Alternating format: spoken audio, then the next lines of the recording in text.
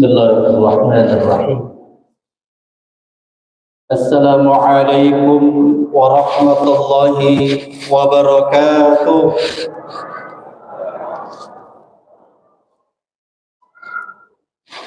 Alhamdulillahilladzi ja'ala syahr Ramadan alladzi unzila fihi al-Qur'an hudan lin-nas wa bayyinatin minal huda wal furqan. أشهد أن لا إله إلا الله وحده لا شريك له وأشهد أن محمدا عبده ورسوله اللهم صل على محمد وعلى آله وأصحابه ومن تبعهم بإحسان إلى يوم الدين أما بعد قال الله سبحانه وتعالى في القرآن العظيم أعوذ بالله من الشيطان الرجيم يا أيها الذين آمنوا اتقوا الله حق تقاته ولا تموتن إلا وأنتم مسلمون. Hadirin jamaah salat tarawih yang insyaallah dimuliakan Allah. Alhamdulillah, kita panjatkan puji syukur kehadirat Allah Subhanahu wa taala karena kita termasuk orang-orang yang mendapatkan nikmat yang sangat besar ketika Allah Subhanahu wa taala pertemukan kita dengan Ramadan tahun 1445 Hijriah. Tentu kalau kita menengok ke belakang, boleh jadi dalam waktu 1 tahun terakhir ini ada saudara kita, ada keluarga kita, bahkan boleh jadi di antara suami istri ada yang sudah ditinggalkan suaminya, ada yang ditinggalkan istrinya, ada yang ditinggalkan orang tuanya, ataupun ada yang ditinggalkan anaknya. Mereka semua berpulang ke rahmatullah. Dan alhamdulillah, sebuah nikmat yang sangat besar Allah pertemukan kepada kita semua Ramadan tahun ini. Salawat dan salam mari kita haturkan bertunjungan kita Nabi Allah Muhammad sallallahu alaihi wasallam. Kata Rasulullah al-Bakhil alladzi man dzukirtu 'indahu falam yusalli 'alayya. Orang yang paling kikir kata Nabi adalah orang yang ketika mendengar namaku disebut lantas tidak mau berselawat. Karena itu hadirin yang mulia, salah satu amalan yang sangat diperintahkan oleh Allah Subhanahu wa taala adalah memperbanyak salawat kepada baginda Rasulullah Muhammad sallallahu alaihi wa ala alihi wasallam. Ini malam pertama spesial buat kita di Masjid Cengho, alhamdulillah. Nikmat yang sangat luar biasa menyikapi keluhan sebagian jamaah kemarin, mungkin tahun-tahun kemarin merasakan panas. Alhamdulillah pada tahun ini Wakaf Ibu Hajah Ramlah Al-Aqsa telah mendengarkan itu dan alhamdulillah ini malam ini baru terpasang AC-nya tadi siang. Alhamdulillah. Karpetnya pun alhamdulillah Ibu Bapak sekalian rasakan ini juga baru dipakai. Jadi masih antrean Bapak Ibu. Nah, ini patut kita syukuri semua. Tentu kita doakan semoga Ibu Hajah Ramlah Al-Aqsa dan seluruh keluarganya insya Allah senantiasa diberikan kesehatan lahir dan batin, diberikan rezeki yang halal, yang barakah, yang semakin bisa dipergunakan untuk bertakarrub, mendekatkan diri kepada Allah. Malam ini temanya ada apa dengan Ramadan? Kenapa tema ini penting untuk diangkat dan perlu dipertanyakan jamaah sekalian? Karena bagi mereka yang beriman kepada Allah Subhanahu wa taala, Ramadan adalah selalu dinantikan. Bahkan Rasulullah sallallahu alaihi wasallam jauh sebelum Ramadan, beliau sudah bermunajat kepada Allah, berdoa kepada Allah Subhanahu wa taala supaya dipertemukan dengan Ramadan. Beliau sallallahu alaihi wasallam senantiasa berdoa, Allahumma barik lana fi Rajab wa Sya'ban wa ballighna Ramadan. Ya Allah, berkahi kami di bulan Rajab dan di bulan Sya'ban dan sampaikan umur kami masuk Ramadan.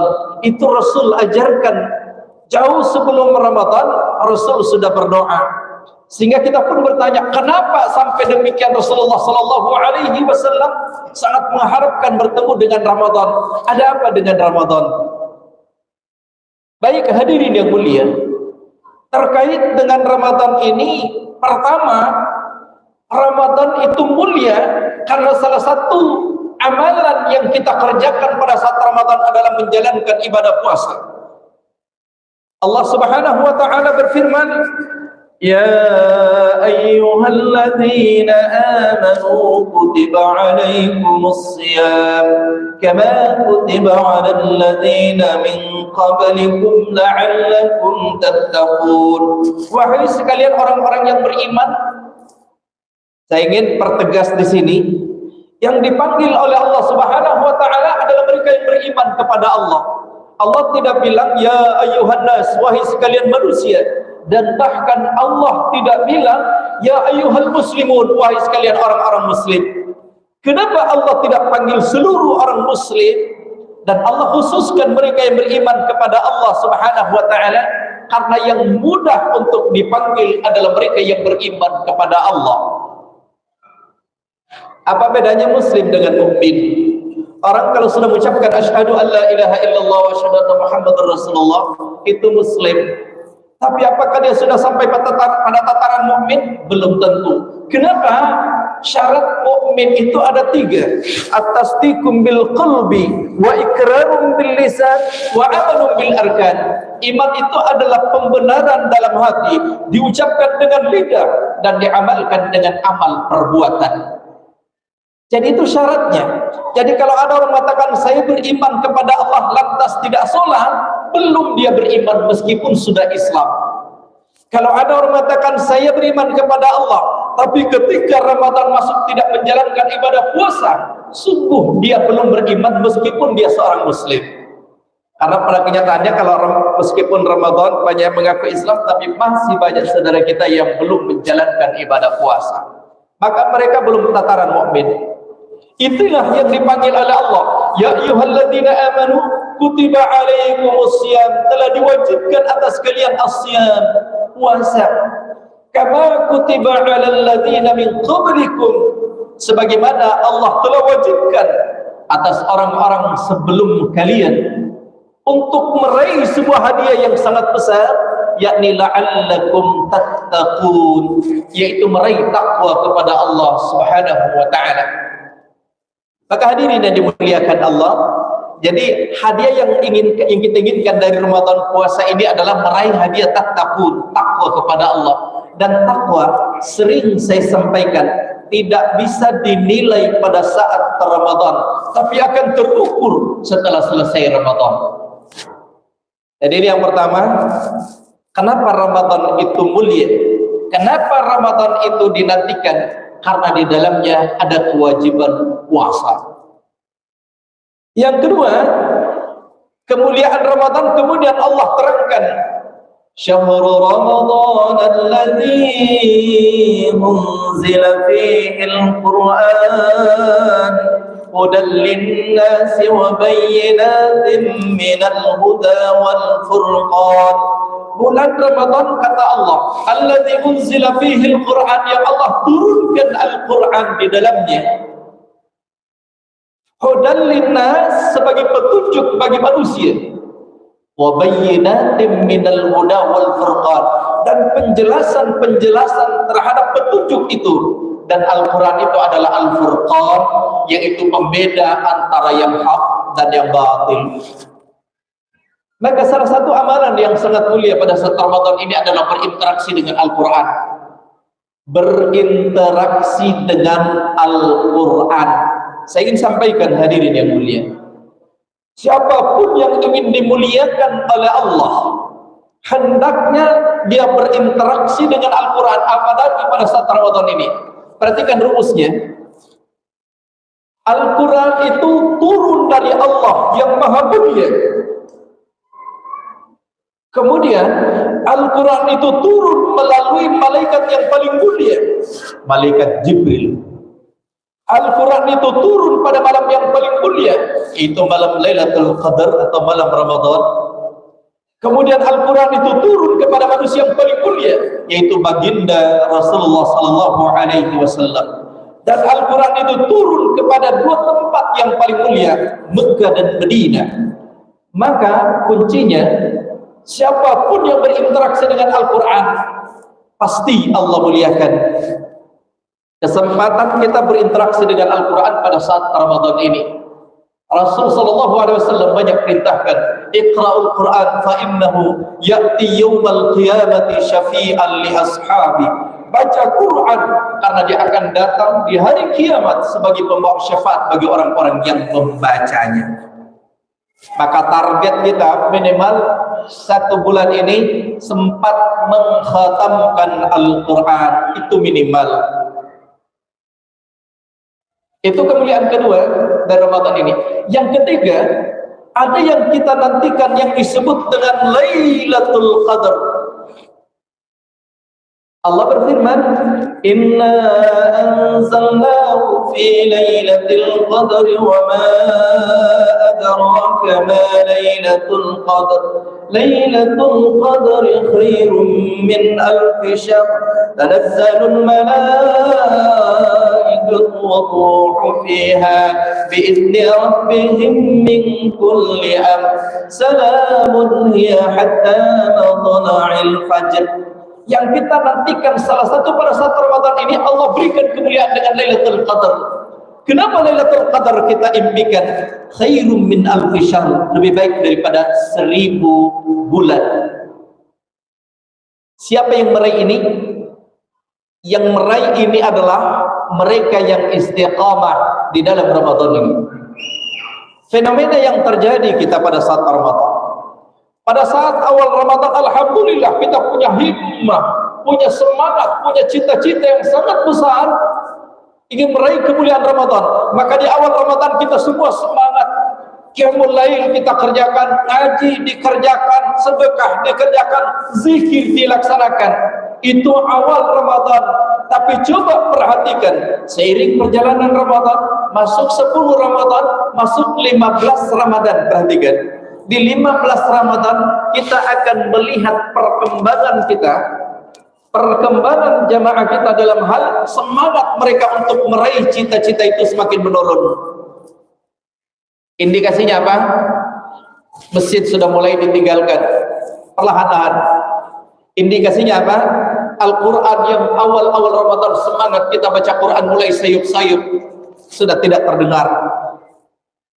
Kita lebih banyak dengan hal-hal yang lain yang sifatnya duniawi. Padahal kalau kita mau berpikir jamaah, justru kita harus semakin semangat ketika di sepertiga akhir Ramadan, karena disitulah yang kita ingin nantikan adalah Lailatul Qadar. Makanya kalau di Masjidil Haram, Bapak Ibu, sepertiga akhir Ramadan, awal-awal Ramadan, alhamdulillah masih bisa kita mungkin masuk masjid, meskipun agak telat masuknya. Tapi sepertiga akhir Ramadan jangan pernah berharap 1 jam sebelumnya kalau kita mau masuk masjid tidak akan dapat tempat lagi. Kenapa? Karena mereka meyakini mereka ingin meraih kemuliaan Ramadan dengan Lailatul Qadar. Jadi Ramadan ini ada Lailatul Qadar, disitulah kita nantikan. Kemudian kenapa Ramadan ini? Yang keempat, Ramadan ini adalah bulan ampunan. Kita ini semua punya dosa. Dalam 1 tahun terakhir ini, dan bahkan sebelum-sebelumnya kita semua punya banyak dosa. Saya punya banyak dosa, yang hadir di sini punya banyak dosa. Termasuk mereka yang menerima serangan fajar baru-baru ini. Yang menerima dan yang memberi serangan fajar. Atau Pak memang pakai. Karena Rasulullah ancam itu, ar-rashi wal murtashi finnar, dalam rangka meraih sesuatu, untuk apakah itu termasuk jabatan atau apapun, dia melakukan tindakan yang disebut dengan ar-rashi, yaitu sogok menyogok. Maka kata Nabi, ar-rashi wal murtashi finnar, yang menyogok maupun yang disogok, dua-duanya masuk neraka. Jadi yang kemarin sempat menerima serangan subuh Bapak memang bagi kesempatan, tapi jangan ulangi lagi. Ini jangan ulangi lagi. Maksud saya apa? Nanti pemilihan gubernur ini ada, jangan diulangi lagi tuh. Kalau sudah tobat terus diulangi lagi, tidak ada gunanya kita tobat kepada Allah. Dan saya ingin sampaikan kepada kita semua, kalau memang mau negara ini baik, tinggalkan hal seperti itu.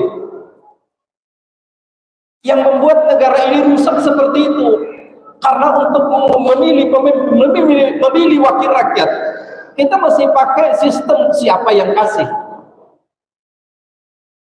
Ya. Dan ini jangan dipandangkan hadirin yang mulia. Ini yang merusak tatanan, bukan hanya pribadi, keluarga, dan bahkan dalam tatanan berbangsa dan bernegara. Jadi bulan Ramadan ini adalah bulan ampunan. Rasulullah bersabda, "Man qama Ramadana imanan wa ihtisaban, ghufira lahu ma taqaddama min dhanbi." Siapa yang mendirikan Ramadan dengan qiyamul lail, dengan ibadah kepada Allah Subhanahu wa taala, karena iman, karena Allah, ihtisaban, mendapatkan pahala dari Allah, ghufira lahu ma taqaddama min dhanbi, Allah akan ampuni dosanya. Dalam hadis yang lain, man shoma ramadhana imanan wa ihtisaban ghufira lahu ma taqaddama min dhanbi. Siapa yang melaksanakan ibadah puasa pada saat Ramadan, imanan, betul karena iman, wa ihtisaban, mengharapkan pahala dari Allah, ghufira lahu ma taqaddama min dhanbi, Allah ampunkan dosa-dosanya. Baik Bapak Ibu sekalian, ini malam pertama cukup 15 menit, dan memang insyaallah kita ceramah efektif kalau Ramadan itu paling lama 15 menit ya. Jadi sekali lagi kami ini tadi disampaikan saya sekretaris takmir ya, jadi sekaligus mewakili teman-teman mengucapkan selamat menjalankan ibadah puasa masuki bulan suci Ramadan. Mudah-mudahan Allah berikan kesehatan lahir dan batin buat kita semua dalam menjalankan ibadah selama bulan suci Ramadan. Dan mohon maaf apabila nanti dalam pelayanan di masjid ini ada hal-hal yang kurang berkenan di hati, sudi kiranya untuk dimaafkan.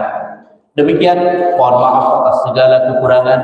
Wallahu muwaffiq ila aqwamit thariq. Wassalamu alaikum warahmatullahi wabarakatuh.